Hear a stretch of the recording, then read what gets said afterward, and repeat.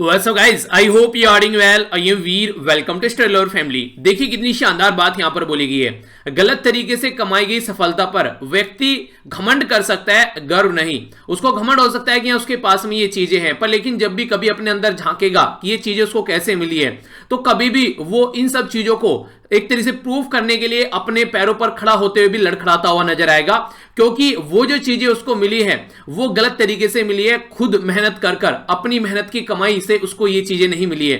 तो इसलिए अगर मेहनत कर कर आप लोगों को लाइफ में कुछ मिलता है, भले ही वो कितना छोटा ही क्यों ना हो, पर लेकिन आप लोग उसके लिए सीना तान का कह सकते हैं कि हाँ ये चीजें मैंने की है। पर लेकिन अगर कुछ चीजें गलत तरीके से मिल जाती है, आप लोग किसी के सामने आंख नहीं लड़ा पाओगे कि ये चीज मैंने की है। हाँ, वो चीज आपके पास में है, आप लोग उसको एंजॉय कर रहे हैं, पर लेकिन अंदर से अंदर कहीं ना कहीं आप लोगों को यह भी पता है कि ये चीज आपकी मेहनत की नहीं है। तो इसलिए हमेशा अगर लाइफ में कुछ भी मेहनत कर कर मिलता है उसके ऊपर गर्व कीजिए, क्योंकि आज की डेट में अगर आप लोग बात करते हैं मेहनत करने की, हर एक इंसान शॉर्टकट ढूंढता है। बहुत कम इंसान ऐसे हैं जो प्रॉपर वे में मेहनत कर कर आगे बढ़ते हैं। तो आप लोग अपने आप को किस कैटेगरी में रखना चाहते हैं? घमंड करना चाहते हैं चीजों के ऊपर कि ये चीज मेरे पास में है, या फिर गर्व करना चाहते हैं कि ये चीज मैंने अपने मेहनत से ली है इसलिए मेरे पास में है? तो कौन सी कैटेगरी में आप लोग अपने आप को रखना चाहते हैं, ये आप लोग खुद डिसाइड कीजिए। इसी के साथ में एक छोटी सी इंफॉर्मेशन टेलीग्राम के ऊपर प्रोवाइड करा दी गई है आप लोग की नवंबर महीने की जो नैनो मैगजीन है और जो द हिंदू की जो कंप्लीट जो पीडीएफ है वो प्रोवाइड करा दी गई है। इसको जाकर आप लोग डाउनलोड कर सकते हैं। बाकी पुरानी पॉलिटी की जो पीडीएफ है या फिर जो भी लेक्चर की सारी पीडीएफ है वो टेलीग्राम पर एक जगह इकट्ठी आप लोग को मिल जाती है, जाकर इस पे यहां पर इसको डाउनलोड कर लीजिएगा। एक इंटरेस्टिंग क्वेश्चन है यहां पर, इसको आप लोग अटेम्प्ट करने की कोशिश कीजिए। अभी रिसेंटली यहां पर आंध्र प्रदेश के अंदर जब साइक्लोन नाइवर देखने को मिला, इस साइक्लोन की वजह से कई सारे के कोस्टल एरिया है जहां पर कई सारे जो गोल्ड के ऑर्नामेंट्स पाए गए, यानी कि कई सारे जो सोने के आभूषण यहां पर देखने को मिले।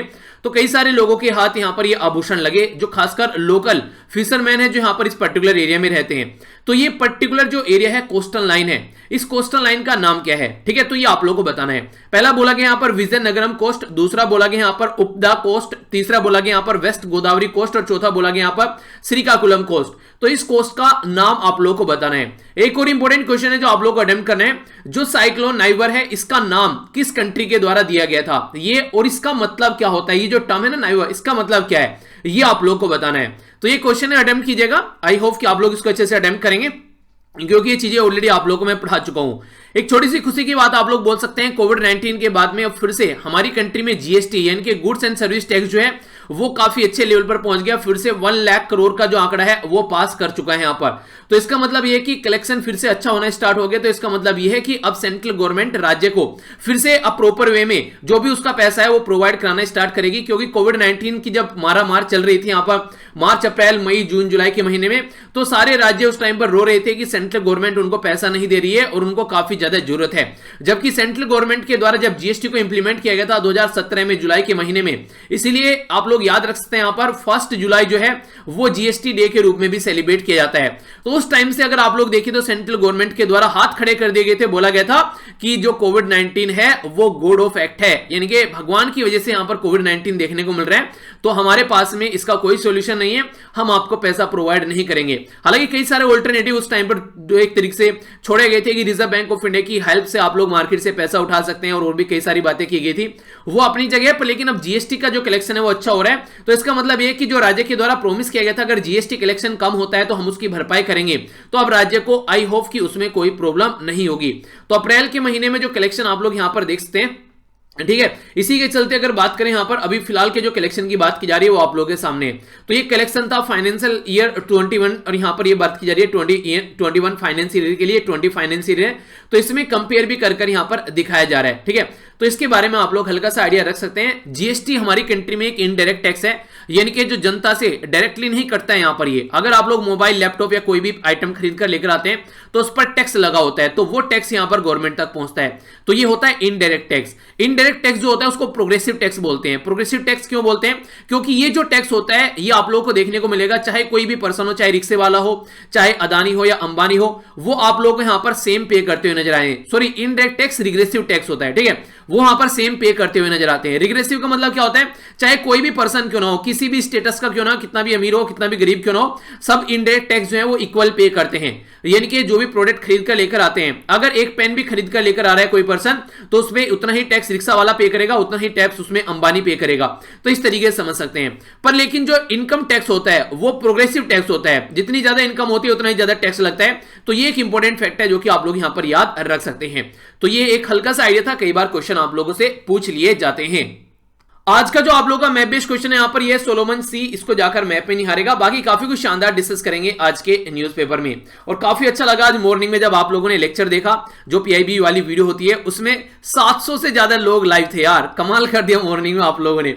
मैंने बोला था 500 पर, लेकिन यहां पर 700 के करीब लोग यहां पर लाइव आए। और कल के जो टारगेट यहां पर रखा गया है वो है 1000। तो देखता हूं कितने बच्चे यहां पर उठ पाते हैं। और यहां पर ये आपने ही बोला है कि 1000 सर हम लोग क्रॉस करेंगे, तो देखते हैं किस तरीके से आप लोग इसको क्रॉस करते हो। अच्छे से मॉर्निंग में उठकर अपना दिन स्टार्ट करते हो तो आप लोग ये सोचिए, जो लोग अभी उठे भी नहीं है 2-3 घंटे बाद उठेंगे, उनसे 2-3 घंटे आगे आप लोग चल रहे हैं। तो मॉर्निंग में 4 बजे उठकर अपने दिन की स्टार्ट कीजिए और फिर कमाल देखिए, आप लोगों को खुद के अंदर से कॉन्फिडेंस निकलता हुआ नजर आएगा। तो डेली 2 वीडियो आप लोगों को देखने को मिल रही है फिलहाल, एक 4 बजे आती है और दूसरी आती है 7 बजे। तो इनको आप लोग इसी तरीके से एंजॉय कर सकते हैं। आइए अब आर्टिकल के ऊपर नजर डालते हैं, एक एक आर्टिकल यहां पर देखते हैं क्या क्या बातें यहां पर की जा रही है। इंपॉर्टेंट आर्टिकल है, समझने की कोशिश करेंगे। ये आर्टिकल काफी इंपोर्टेंट है। यहां पर संघाई कॉर्पोरेशन ऑर्गेनाइजेशन के बारे में बात कर रहा है, काफी डिटेल में आर्टिकल में डिस्कस करने वाला हूं। जानेंगे आखिर क्या सिचुएशन देखने को मिली मीटिंग के बारे में और किस तरीके से क्वेश्चन बन सकते हैं हर एक लेवल पर। तो इंपॉर्टेंट आर्टिकल है, तो ढंग से यहां पर इस आर्टिकल को हम लोग यहां पर समझेंगे। वर्ल्ड हेल्थ ऑर्गेनाइजेशन के बारे में बात की जा रही है, किस तरीके से कोरोना वायरस को चेक किया जा रहा है और क्या कंडीशन है। कुछ बेसिक इंफॉर्मेशन जिनके ऊपर क्वेश्चन बन सकता है उनके ऊपर हम लोग नजर डालेंगे। जेल में अगर कोई डिसेबल पर्सन है तो उसके बारे में बात की जा रही है। इंपॉर्टेंट आर्टिकल है, यहां पर ऐसे आर्टिकल आप लोगों से पूछे जाते हैं और खासकर कई बार क्वेश्चन भी बन जाते हैं आंसर राइटिंग के लिए भी, या फिर जब सोसाइटी में इंपावरमेंट के बारे में बात करते हैं, इस तरीके के जो हमारी कंट्री में सोसाइटी में जो लोग होते हैं तो उनके बारे में भी यहां पर बात करते हैं। तो इस तरीके के पॉइंट आप लोग यूज कर सकते हैं। तो इंपॉर्टेंट आर्टिकल है, इसके बारे में भी हम लोग जानेंगे। अगर आज की डेट में जो बिजनेसमैन है उनको बैंक चलाने का उनको ऑथोरिटी दे दी जाए तो उससे क्या नुकसान हो सकता है, उसके बारे में बात की जा रही है। हालांकि एक ऐसा आर्टिकल मैंने आप लोगों से डिस्कस किया था तो उसका भी ओवरव्यू यहां पर दूंगा, क्योंकि कई सारे न्यू मेंबर डेली देखते हैं तो, और खासकर पुराने जो मेंबर हैं उनका भी रिवीजन हो जाएगा। ठीक है, नेक्स्ट यहां पर बात की जा रही है, जो बाइडेन के लिए आसान नहीं होगा ईरान के साथ में अपनी डील को लेकर चलना। आखिर ऐसा क्यों बोला जा रहा है, तो इस आर्टिकल के ऊपर नजर डालेंगे। और ये आर्टिकल काफी इंटरेस्टिंग लगा यहां पर मुझे, इसके बारे में तो मैं आप लोगों को स्टार्टिंग में ही बताऊंगा। नोबेल प्राइज जो आज के दिन में दिए जा रहे हैं, खासकर नोबेल पीस प्राइज, वो कितनी हद तक हम लोग सही तरीके से दे रहे हैं, तो उसको चेक करने की कोशिश कीजिए, उसको चेक करने की बात की जा रही है, क्योंकि हम लोग सही डायरेक्शन में नहीं चल रहे हैं। तो ये काफी ज्यादा जरूरी है कि इसको हम लोग चेक करें। ये वाला जो आर्टिकल एक फिलोसफिकल आर्टिकल है, बेसिकली ये बताया गया है, अगर आज के दिन में हम लोग सोसाइटी में देखते हैं, आज के दिन में अगर मैं अपने बारे में आप लोगों से बात करूं तो मुझे लगता है कि एक तरीके से हर एक रिलीजन के अंदर कोई ना कोई अच्छी चीज है। इसीलिए मैं मस्जिद में जाता हूं, गुरुद्वारे में जाता हूं, मंदिर में जाता हूं, जहां भी मुझे लगता है यहां पर जाना चाहिए तो मुझे वहां पर जाकर अच्छा लगता है तो मैं वहां पर घूमने जाता हूं। तो आप लोग ये नहीं बोल सकते कि मैं एक पर्टिकुलर रिलीजन का बना हुआ प्रोडक्ट हूं, यानी कि मुझे हर एक रिलीजन से कुछ ना कुछ सीखने को मिलता है। जब मैं किसी भी इंसान को देखता हूं, चाहे वो किसी भी रिलीजन का क्यों ना हो, तो उससे कुछ ना कुछ मुझे लगता है कि इसके अंदर ये कुछ ना कुछ अच्छाई है, तो ये इससे इंसान से सीखी जा सकती है। तो सोसाइटी में अगर कोई भी पर्सन है तो वो एक तरीके से ऐसा नहीं बोल सकते कि एक पर्टिकुलर रिलीजन का बना हुआ प्रोडक्ट है। जब खासकर हम लोग अपनी कंट्री, जैसे कि हमारी कंट्री एक डाइवर्स सोसाइटी है, उस कंट्री में हम लोग रहते हैं, तो हर एक सोसाइटी के इस तरीके से जब मिलकर रहते हैं, सोसाइटी के अंदर एक दूसरे से काफी कुछ हम लोग सीख कर चलते हैं, और एक दूसरे को इस तरीके से जब सीख कर चलते हैं तभी एक डाइवर्स कंट्री में हम लोग रहते हैं। तो इस तरीके से एक्सक्लूड करके चलना और बोलना कि ये पर्टिकुलर पर्सन उस रिलीजन का है और उसी रिलीजन के गुण उसके अंदर है, तो ये गलत बात है। वो एक ऐसी सोसाइटी में रह रहे हैं जहां पर सब रिलीजन के लोग रह रहे हैं। तो ये यहां पर बेसिकली बताने की कोशिश इस आर्टिकल में की जा रही है। ठीक है, ये है यहां पर कार्टून, कार्टून के ऊपर नजर डालेंगे यहां पर। और यहां पर जो बात की जा रही है, ये बात की जा रही है कि आज के दिन में डेमोक्रेसी जो है वो किस तरीके से खत्म होती हुई जा रही है, तो इसके बारे में ये डेटा पॉइंट है। तो सबसे पहले आप लोग कार्टून देखिए यहां पर, कार्टून काफी इंटरेस्टिंग यहां पर। डीमोनेटाइजेशन से बच गए, जीएसटी से बच गए, सिटीजनशिप अमेंडमेंट एक्ट से बच गए, कोविड-19 से बच गए, पर लेकिन न्यू फार्म बिल से नहीं बचे। अब यहां पर इनको पकड़ लिया गया है, तो ये दिखाने की कोशिश की जा रही है। कौन है ये पर्सनैलिटी जिनको पकड़ा गया है, तो ये हमारी कंट्री के प्राइम मिनिस्टर। तो अभी जो दिखाया गया है, अभी हमारी कंट्री में जो फार्म प्रोटेस्ट चल रहा है तो उसके बारे में बात की जा रही है। ठीक है, सबके तो नीचे से निकल के आगे, ऊपर को कूदना नहीं पड़ा, पर यहां पर लोग जो है आगे अड़ गए। तो इसके बारे में आप लोग 40 से 50 शब्द लिखने की कोशिश कीजिएगा। जो ये कार्टून है इसको पिक्चर परसेप्शन टेस्ट की तरीके से आप लोग ले सकते हैं, यानी कि जैसे आप लोगों को पिक्चर दिख रही है उसको देखकर आप लोगों का परसेप्शन कैसा है। तो जैसे आप लोग एसएसबी देने जाते हैं तो वहां पर आप लोगों से ऐसी कई बार ये क्वेश्चन पूछे जाते हैं, तो इनको आप लोग अटेम्प्ट करने की कोशिश जरूर कीजिएगा। ठीक है, कार्टून वाले जो पॉलिटिशियन का मजा लेते हैं उसका कोई कंपेयर ही नहीं है। जब मनमोहन सिंह जी थे प्राइम मिनिस्टर, उस टाइम पर भी गजब तरीके कार्टून आते थे।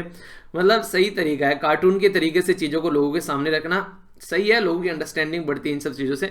आइए बात करते हैं, आप लोगों की क्या राय है जो मैं आर्टिकल यहां पर डिस्कस करने जा रहा हूं, जरूर बताइएगा आप लोग इस राय को कमेंट बॉक्स में।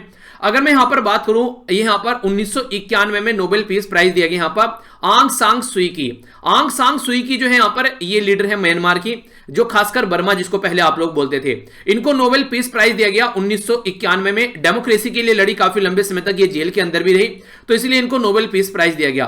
पर लेकिन इनको नोबेल पीस प्राइज तो दिया गया, अब जब यहां पर म्यांमार के अंदर रोहिंग्या कम्युनिटी को मार मारकर भगाया गया, तो रोहिंग्या कम्युनिटी वहां पर दया की भीख मांग रही थी, और ये पॉलिटिकल पार्टी इनकी पावर में थी उस टाइम पर लेकिन मिलिट्री के सामने इन्होंने घुटने टेक दिए, और ये जो म्यांमार के जो रोहिंग्या कम्युनिटी के जो लोग थे उनके लिए इन्होंने बिल्कुल भी वहां पर आवाज नहीं उठाई।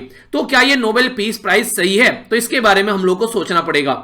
इसी के साथ में नेक्स्ट जो नोबेल प्राइज के बारे में यहां पर बात की जा रही है, ये है यहां पर नोबेल पीस प्राइज 2009 का। ये यूएसए के फॉर्मर प्रेसिडेंट बराक ओबामा को दिया गया।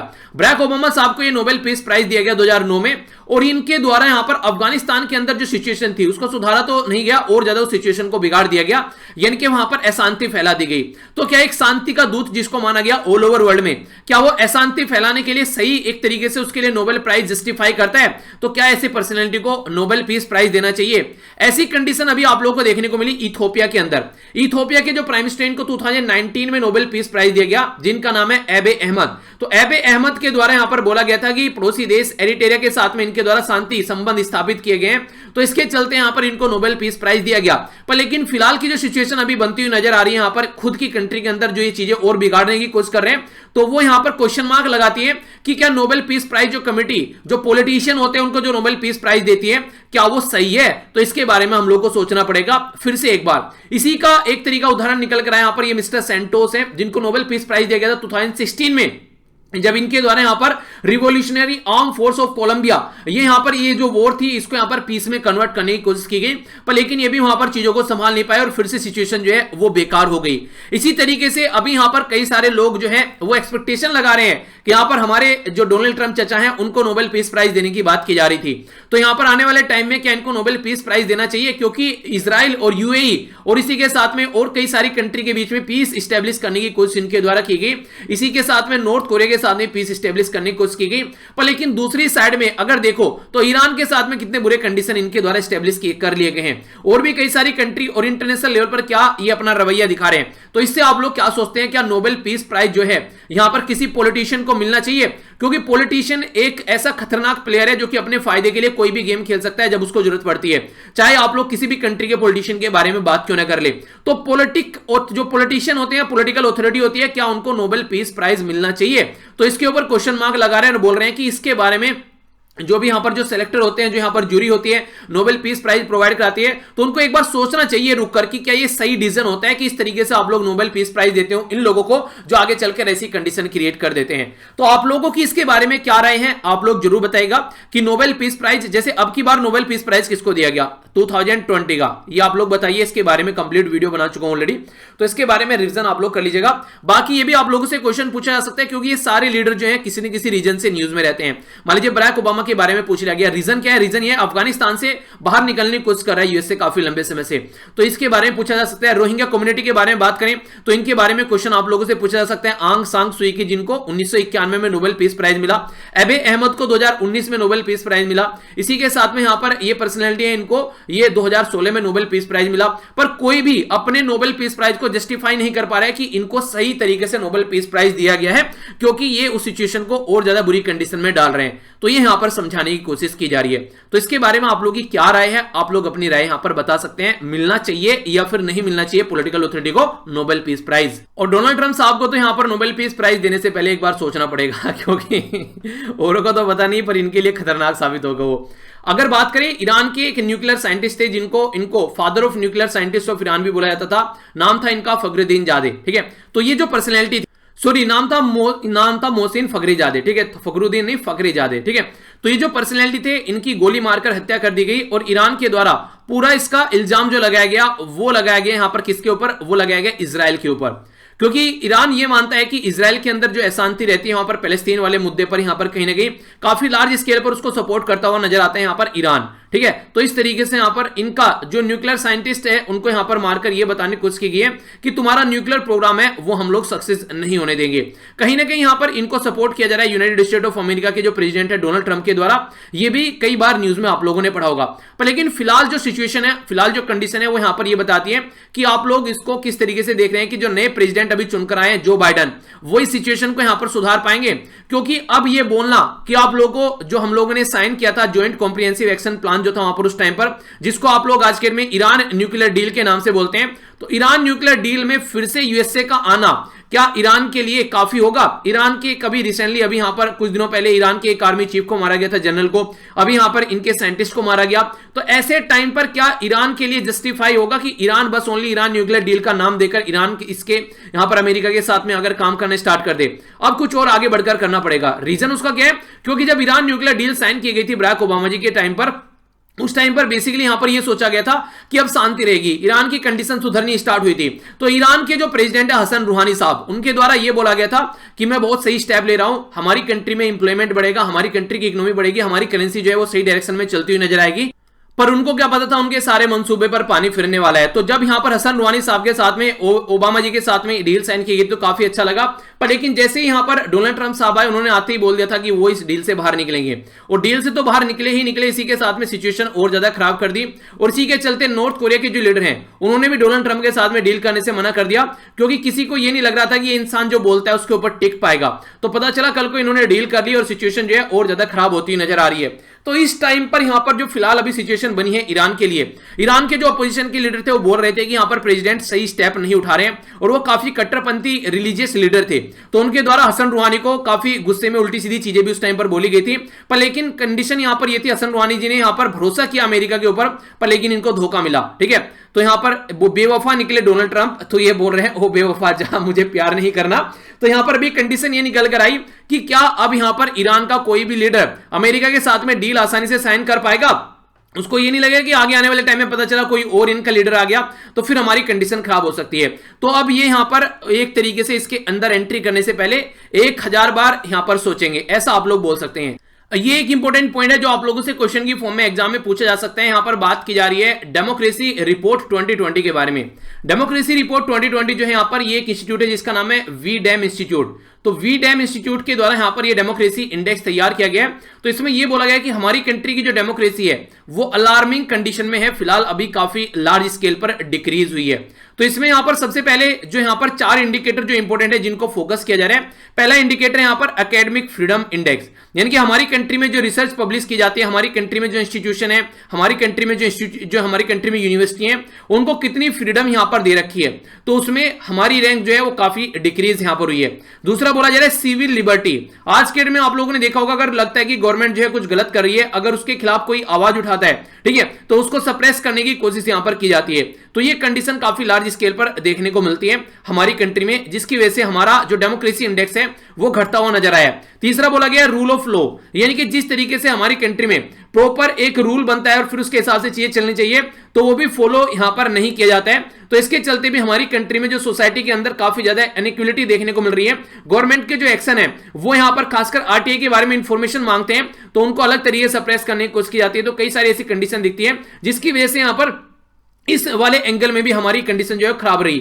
फ्रीडम ऑफ एक्सप्रेशन, आज की डेट में अगर कोई पर्टिकुलर पर्सन जो है प्रोटेस्ट कर रहा है, या फिर आप लोग देखिए जैसे हमारी कंट्री में जो जर्नलिस्ट हैं, कई सारे जर्नलिस्ट हैं यहां पर जिनकी अभी रिसेंटली जान गई, ठीक है, जिनके बारे में कहीं प्रॉपर वे में बात भी नहीं की गई, एक जर्नलिस्ट को छोड़कर जिनका नाम है अर्णब गोस्वामी, ठीक है। अभी इनके बारे में भी आप लोगों से बात करूंगा एक पर्टिकुलर आर्टिकल में, जहां पर एज ए जर्नलिस्ट की तरीके से इनको नहीं देखा गया है, अलग तरीके से देखा गया है। क्योंकि अभी रिसेंटली हम लोग एक केस के बारे में बात करेंगे, जो सुप्रीम कोर्ट का केस यहां पर सामने निकल कर आ रहा है, तो उसमें समझेंगे। तो फिलहाल डेमोक्रेसी के बारे में अगर पूछे तो डेमोक्रेसी हमारी सही डायरेक्शन में चलती हुई नजर नहीं आ रही है। हमारी कंट्री की डेमोक्रेसी काफी लार्ज स्केल पर घटती हुई नजर आ रही है। तो हम लोग को समझना पड़ेगा फिलहाल के डेट में हमारी कंट्री की जो डेमोक्रेसी है वो आज की डेट में अगर नेगेटिव साइड में हम लोग बात करें -0.19 पर पहुंची है। पाकिस्तान की -0.06 पर है, रशिया की -0.05 पर है, चाइना की 0.01 पर है, श्रीलंका की +0.23 है, ब्राजील की 0.25 है, साउथ अफ्रीका की -0.07 है। ठीक है, तो साउथ अफ्रीका तो जेम्स बॉन्ड बन गया। यूएसए की 0.14 है, क्योंकि यूएसए के अंदर भी अभी डोनाल्ड ट्रंप भाई साहब थे। तो यहां पर ये कुछ डेटा है जिसके बारे में आप लोग आइडिया रख सकते हैं। अगर कुछ लिखने के लिए आता है तो आप लोग इनको आंसर राइटिंग में यूज कर सकते हैं, ठीक है।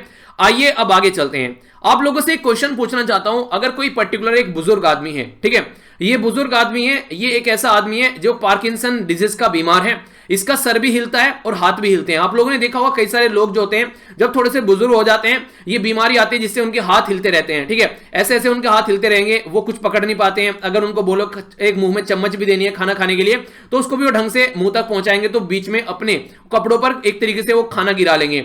ऐसे यहां पर एक बीमारी के शिकार हैं अभी रिसेंटली हमारी कंट्री में जो जेल में बंद है पर्सनैलिटी, ये इनके बारे में भी बात करेंगे। इनके द्वारा यहां पर ये काफी बुजुर्ग हैं, इनके द्वारा मांगा गया स्ट्रो, पीने के लिए पानी वगैरह कुछ भी, या फिर यहां पर इस तरह का कोई सिस्टम इनको दिया जाए ताकि ये जो गिलास है वो मुंह पर नहीं लगा पा रहे थे, तो जिसकी वजह से कंडीशन देखने को मिल रही थी।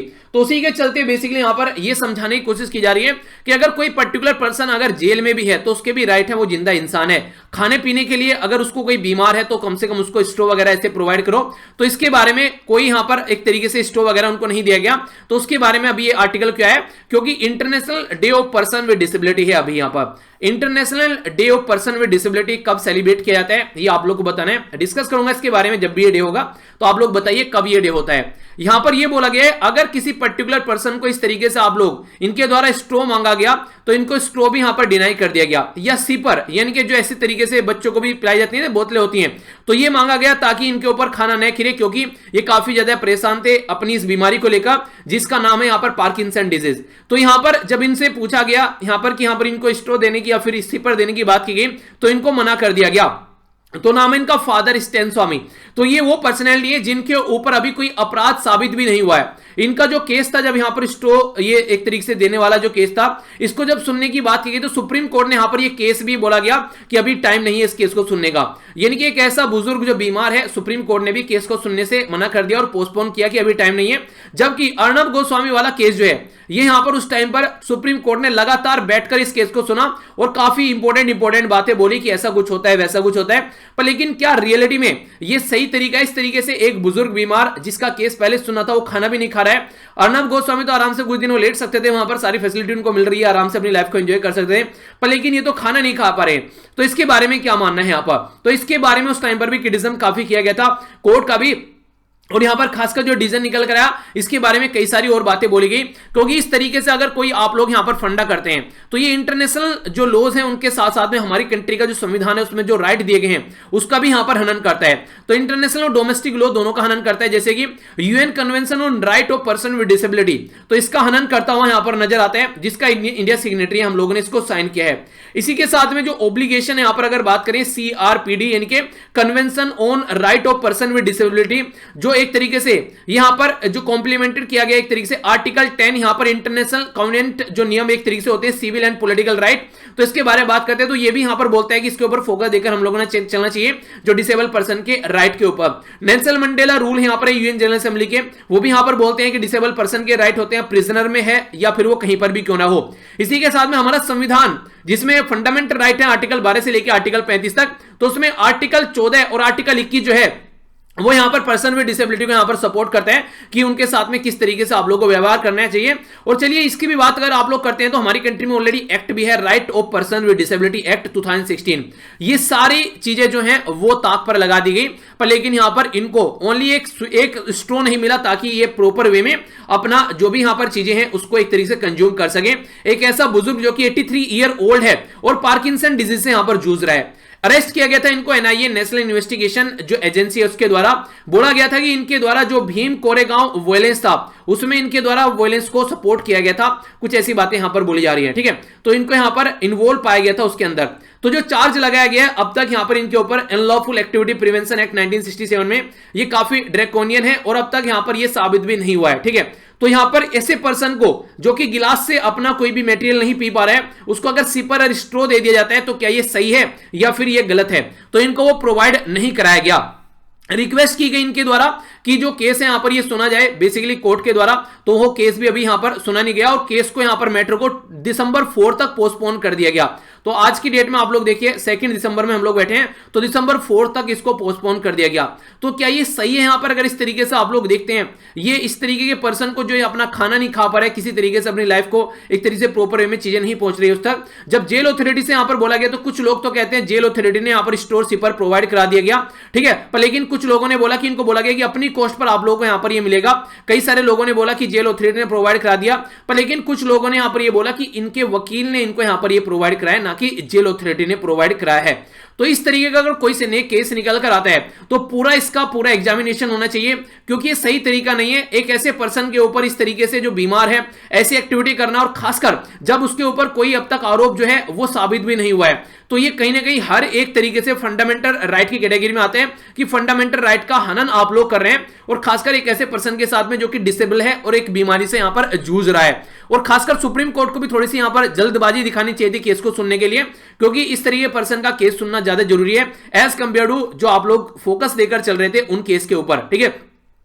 अगर यहां पर बात किया जाए यहां पर सीपर स्टे के बारे में जो मैंने अभी आप लोगों को बताया, तो यहां पर इनकी जो न्यूरोलॉजिकल जो डिसेबिलिटी है, ये यहां पर कहीं ना कहीं जो डोमेस्टिक और इंटरनेशनल जो लॉज हैं उनके हिसाब से यहां पर इनको सपोर्ट मिलना चाहिए, ये इनका हक है, इनका राइट है।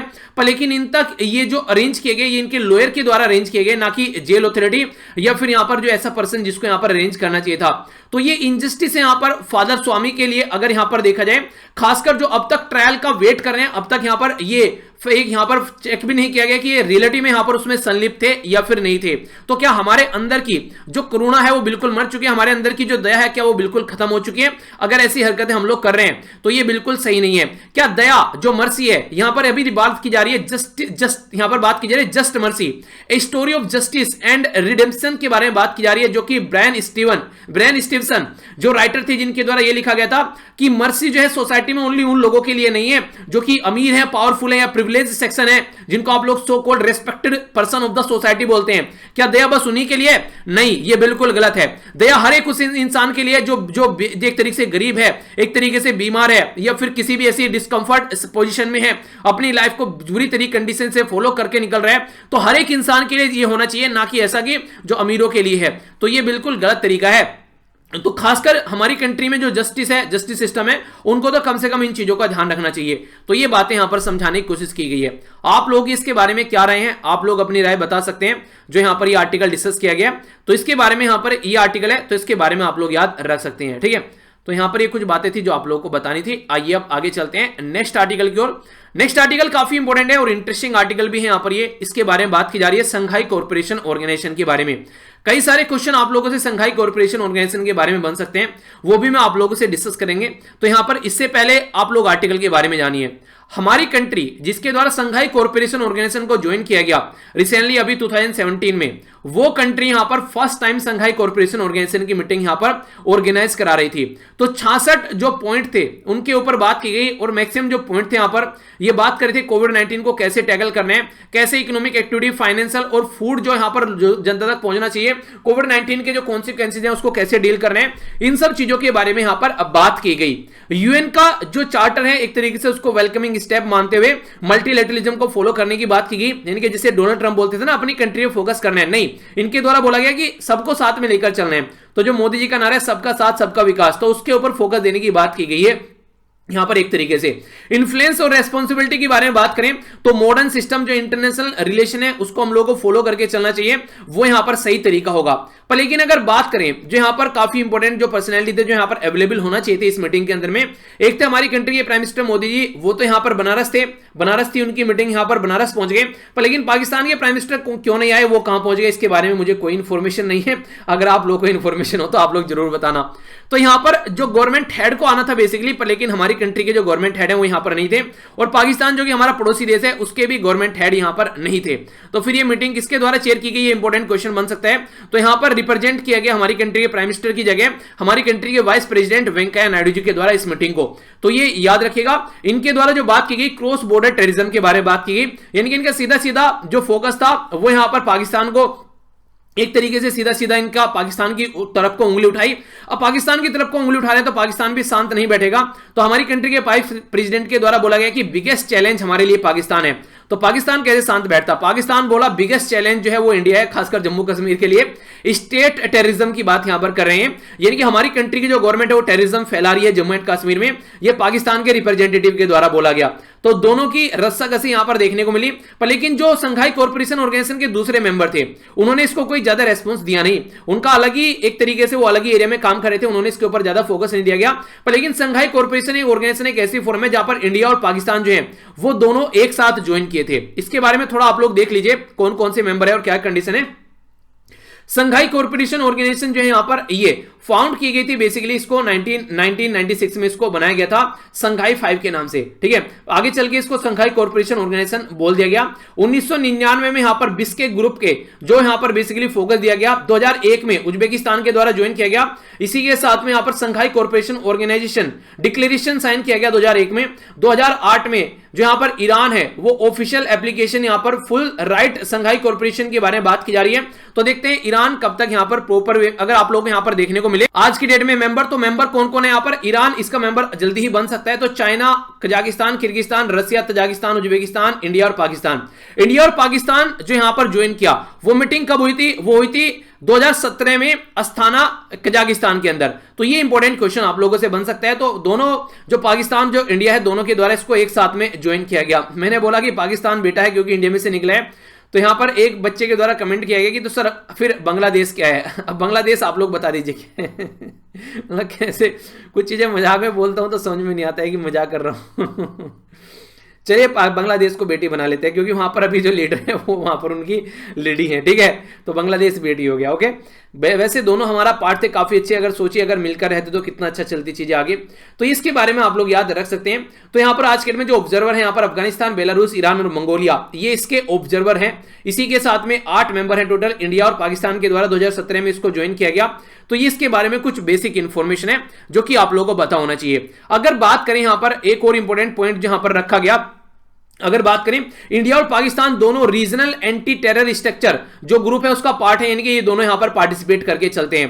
पर लेकिन ये समझिए जो टेररिस्ट के बारे में सबसे बड़ा जो एक उदाहरण है वो पाकिस्तान रहता है हमेशा। अगर इसके बारे में बात करें तो इसके बारे में देखते हैं कंडीशन कब तक यहां पर सुधर कर आती है सामने निकलकर।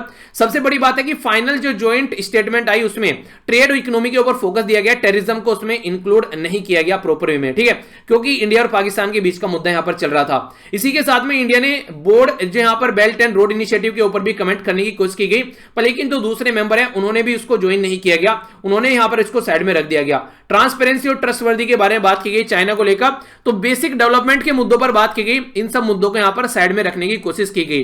संघाई कॉर्पोरेशन ऑर्गेनाइजेशन एक ऐसा ग्रुप है जो कि इंडिया के लिए काफी बड़ी एक अपॉर्चुनिटी के तरीके से देखा जा सकता है। रीजन उसका क्या है? रीजन उसका यह कि इंडिया के जो दोनों दुश्मन हैं आप पाकिस्तान और चाइना, वो इसका पार्ट है।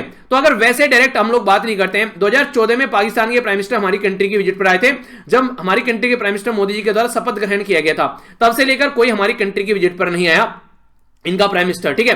तो इस तरीके से आप लोग समझ सकते हैं। तो इसको सिचुएशन को सुधारने की कोशिश की जा रही है। हालांकि चाइना के साथ में हमारे रिलेशन कंटीन्यूअसली यहां पर हम लोग उसको सही करने की कोशिश करते हैं। अगर पाकिस्तान के साथ में बात करें तो south Asia association regional cooperation, यहां पर बात करें भूटान, बांग्लादेश, इंडिया, नेपाल मिलकर काम कर रहे हैं। रीजनल कोऑपरेटिव इकोनॉमिक पार्टनरशिप, ये ऐसी चीजें जो ठंडे बस्ते में पड़ी हुई है कहीं ना कहीं।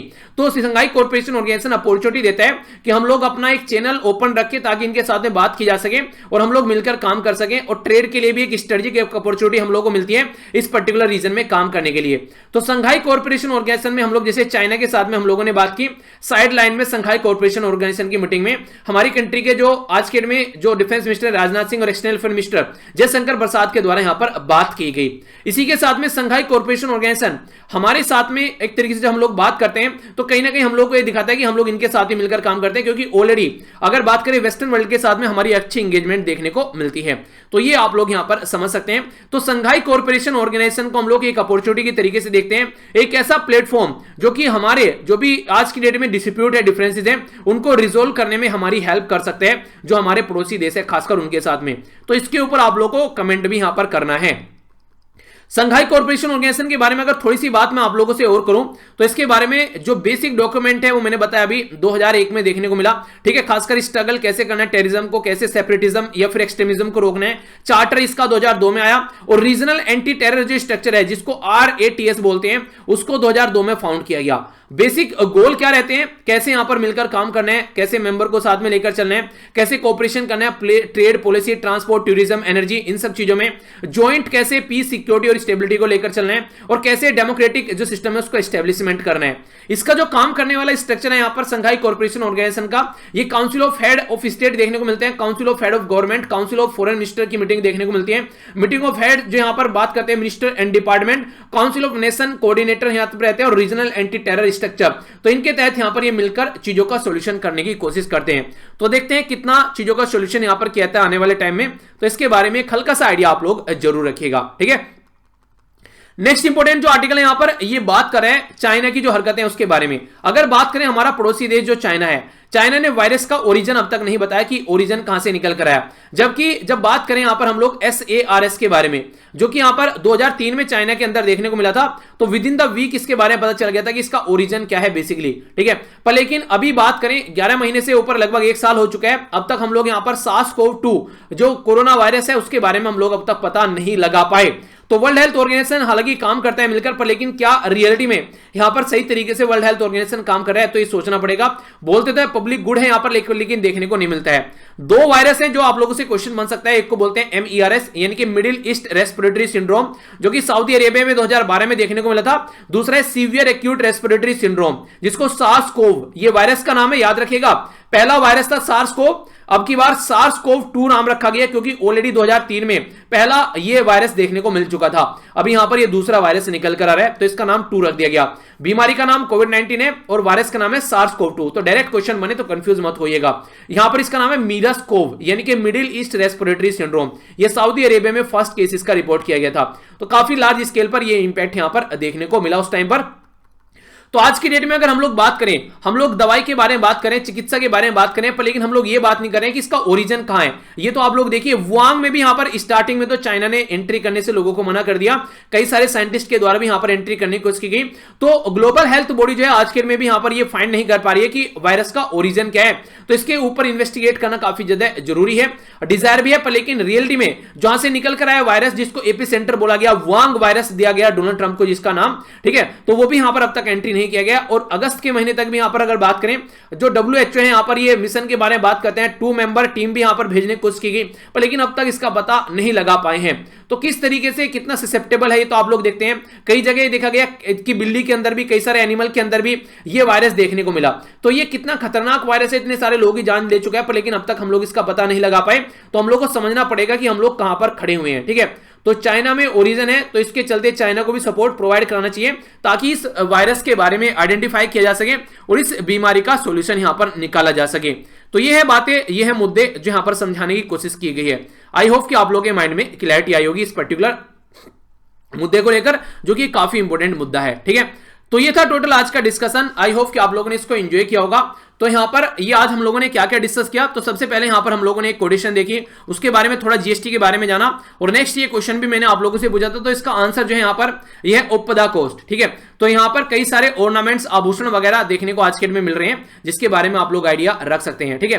तो ये काफी इंपॉर्टेंट है। इसके साथ में हम लोगों ने नोबेल प्राइज के बारे में जाना, ये कार्टून था जिसके बारे में आप लोगों को लिखना है, इसके बारे में जरूर लिखेगा। नेक्स्ट हम लोगों ने यहां पर समझा डेमोक्रेसी इरोजन के बारे में, इसी के साथ में ईरान और USA के रिलेशन, और हमारी कंट्री के ऊपर भी इसका नेगेटिव इंपैक्ट देखने को आप लोगों को मिल सकता है आने वाले टाइम में, क्योंकि ईरान के साथ में अगर USA के रिलेशन खराब होते हैं तो हमारे साथ में भी रिलेशन कोई ज्यादा अच्छे होते हुए नजर नहीं आएंगे। नेक्स्ट हम लोगों ने यहां पर समझा संघाई कॉर्पोरेशन ऑर्गेनाइजेशन के बारे में डिटेल में, और क्वेश्चन भी था आप लोगों के सामने जो कि आप लोग को अटेम्प्ट करना है। इस क्वेश्चन को अच्छे से आप लोग अटेम्प्ट कीजिएगा, ठीक है। नेक्स्ट जो मुद्दा हम लोगों ने देखा SARS-CoV-2 के बारे में यहां पर देखने को मिला, डिटेल में हम लोगों ने समझा। इसी के साथ में एक आर्टिकल हम लोगों ने देखा यहां पर पार्किंसन डिजीज के बारे में, और क्या कंडीशन चल रही है कंट्री में उसके बारे में हम लोगों ने समझा। तो ये था टोटल आज का डिस्कशन। मैं आशा करता हूं कि आप लोगों ने इसको अच्छे से एंजॉय किया होगा। तो कल फिर से मॉर्निंग में इसी तरीके से आप लोग टाइम पर उठिएगा, इसी तरीके से एंजॉय करते रहिए और अपना फीडबैक देकर जरूर जाइए। लेक्चर को लाइक कीजिए अगर पसंद आता है, नहीं पसंद आता तो डिसलाइक करने का भी पूरा हक है। PDF यहां से जाकर डाउनलोड कर लीजिए, एक जगह इकट्ठी आप लोगों को मिल जाएगी। मेरे साथ ट्विटर, इंस्टाग्राम और फेसबुक पर भी आप लोग कनेक्ट रह सकते हैं। वीर तालियान के नाम से सर्च कर लीजिएगा अगर आप लोगों का यहां पर अकाउंट है। अकाउंट नहीं है तो एक्स्ट्रा बनाने की कोई जरूरत नहीं है, पर है तो आप लोग कनेक्ट रह सकते हैं, ठीक है। तो मिलता हूं नेक्स्ट लेक्चर में। बड़ों को नमस्ते, छोटों को प्यार, छोटी सी लाइफ एंजॉय करो यार। तब तक के लिए जय हिंद। ओके, सुबह मिलना 4 बजे एग्जैक्ट। जो नहीं उठ पा रहा है वो कोशिश करो यार, उठ जाओगे। बहुत सारे बच्चे उठे आज तो मजा आ गया देखकर आप लोगों को। इसी तरीके से एंजॉय करो।